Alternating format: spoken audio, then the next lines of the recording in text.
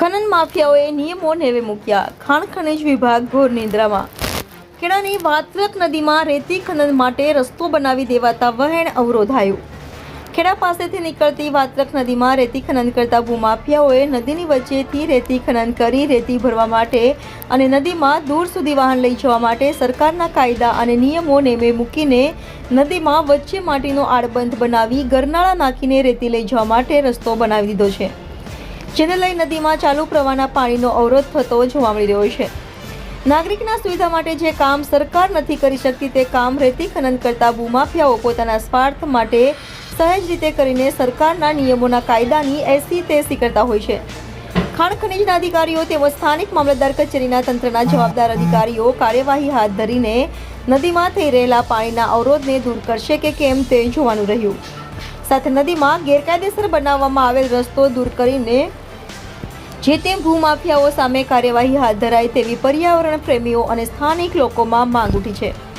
ત્યારે ગત વર્ષે પણ આ રીતે નદીમાં માટીનો આડબંધ બનાવીને રેતી ખનનની કામગીરી ચાલુ કરાઈ હતી, જેમાં થોડા દિવસથી રેતી કાઢવાની કામગીરી રાત દિવસ જોરશોરથી ચાલી રહી છે. ખનન માફિયાઓ સામે કાયદેસરની કાર્યવાહી કરાશે. ખેડાના નાયબ મામલતદારે જણાવ્યું હતું કે અમારી કચેરી તરફથી નદીમાં પાણીનો અવરોધ કરવા માટે માટીનો રસ્તો બનાવવાની કોઈ મંજૂરી પરવાનગી અપાઈ નથી અને હાલ જે નદીમાં માટી ખનન પ્રવૃત્તિ ચાલી રહી છે તે બાબતે તપાસ કરીને ઉચ્ચ કક્ષાના કાર્યવાહી કરવા માટે મોકલી અપાશે. આ બાબતે પણ ખાણ ખનીજ વિભાગનો સંપર્ક કરતા થઈ શક્યો ન હતો. Reporter Chirag Patel, India 24 News, Kheda. ખેડાની વાત્રક નદીમાં જે પ્રકારે ખનન કરવા માટે રસ્તો બનાવી દેવામાં આવ્યો છે તે બાળકોને કોણ મંજૂરી આપવા જ આવી અને આ વિશે શું કહેવાય?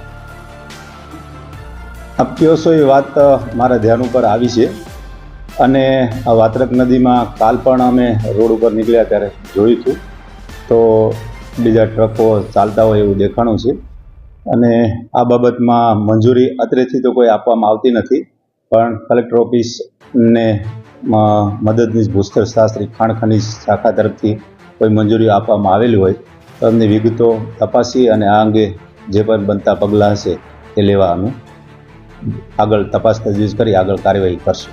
સાહેબ, આજે રસ્તો રોડ વચ્ચે નદી વચ્ચે બનાવી દેવામાં આવ્યો, એવી પ્રકારની કોઈ મંજૂરી આપવામાં આવતી?